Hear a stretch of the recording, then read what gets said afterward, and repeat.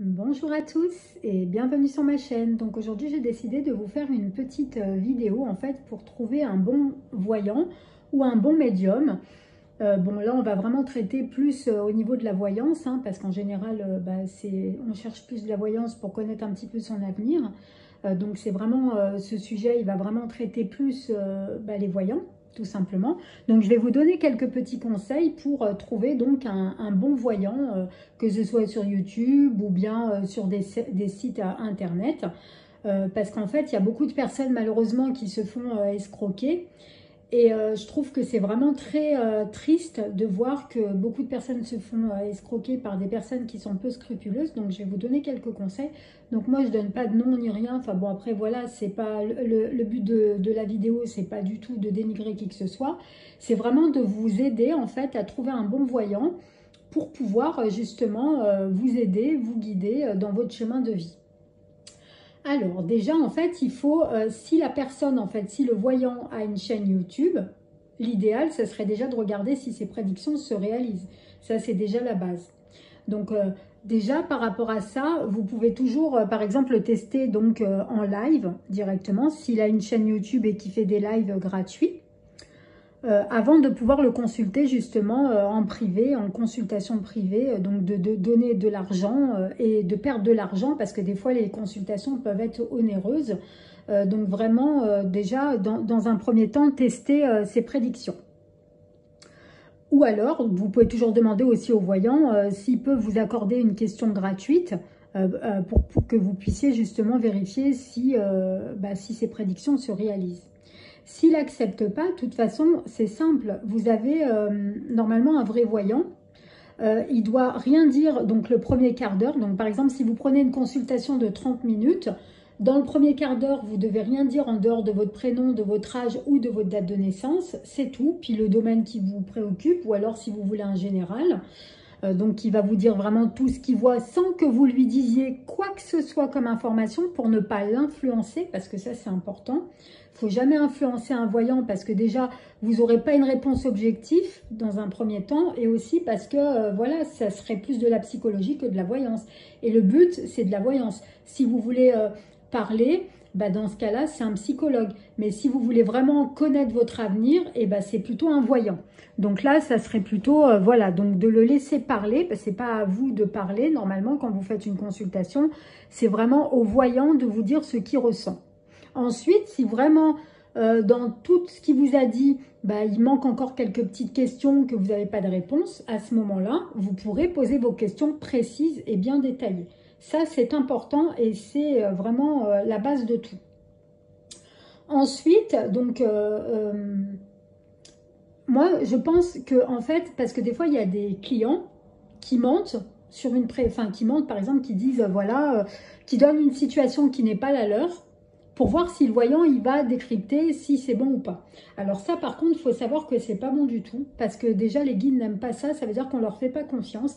Il vaut mieux laisser parler le voyant et voir ce qu'il vous prédit, et justement, si vous prédit des choses qui se réalisent, et puis que c'est votre situation, donc il commence à vous raconter votre passé, donc déjà, vous pouvez déjà être rassuré, ça veut dire s'il voit votre passé, il voit forcément votre avenir, donc forcément, dans le quart d'heure, le premier quart d'heure, il va vous dire des choses du passé, c'est logique, et des choses que vous vivez en ce moment, donc c'est pas la peine, ça sert à rien d'aller mentir à un voyant, parce que justement, les guides, ils vont donner en fait des renseignements qui sont fausses, parce que justement, ça les dérange.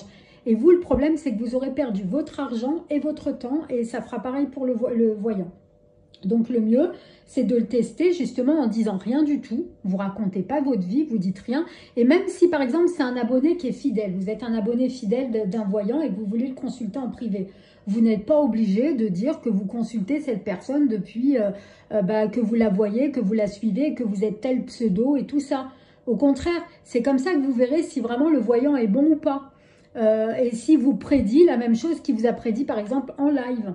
Vous voyez? Donc c'est à ça que vous pouvez aussi déterminer si le voyant est bon ou pas. Donc le tester de cette manière-là. Donc là, on a fait le tour par rapport à ça. Ensuite, au niveau des tarifs. Donc ça, par rapport aux tarifs, il faut faire attention aussi parce que des fois, il peut y avoir des tarifs qui sont trop élevés. Donc si c'est trop élevé, c'est de l'escroquerie. Parce qu'en fait, on n'a pas besoin des grosses sommes, même si, enfin, je veux dire, les gens, quand ils déclarent, de toute façon, voilà, on n'a pas besoin, normalement, de consultation, ça ne demande pas des énormes sommes, hein, donc voilà, donc il ne faut pas trop non plus exagérer au niveau des tarifs.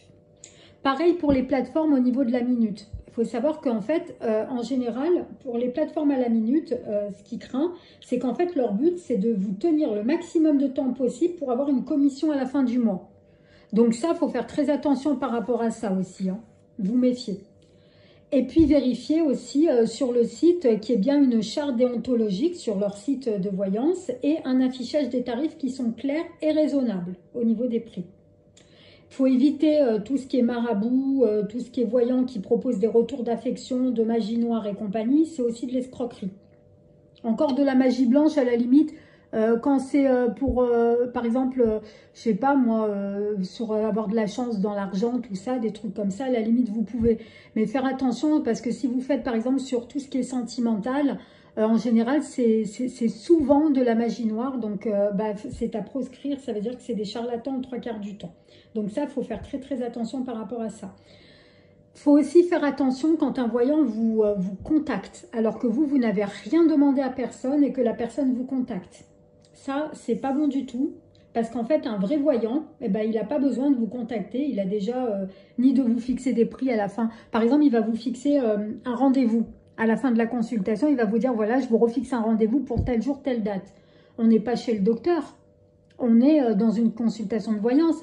C'est à vous de décider quand vous aurez une consultation avec une personne. C'est pas au voyant de décider quand vous aurez une consultation avec lui. Sinon, c'est pareil, c'est de l'escroquerie, c'est qu'il cherche les clients et puis c'est tout. Après, ça ne veut pas dire qu'il est mauvais voyant. Ça veut dire simplement qu'il cherche des clients parce que peut-être il n'en a pas assez ou des trucs comme ça. Un vrai voyant, il n'a pas besoin de ça. Il a déjà une vraie réputation, il a une clientèle qui est fidèle, il a besoin de contacter personne. C'est au contraire lui qui est sollicité le 3/4 du temps. Donc voilà les amis, je vous ai fait une petite vidéo parce que je trouvais que c'était quand même important de vous faire ce type de vidéo pour vous préparer pour trouver un bon voyant. C'est vrai que après, voilà, c'est à vous de voir en fonction de votre feeling et tout ça, si ça passe et tout. Mais des fois, souvent, voilà, malheureusement, quand on vous demande aussi des grosses sommes faramineuses, des 500, des 800 euros, des 1000 euros, des 3000 euros, des choses comme ça, mais ça vaut jamais ça.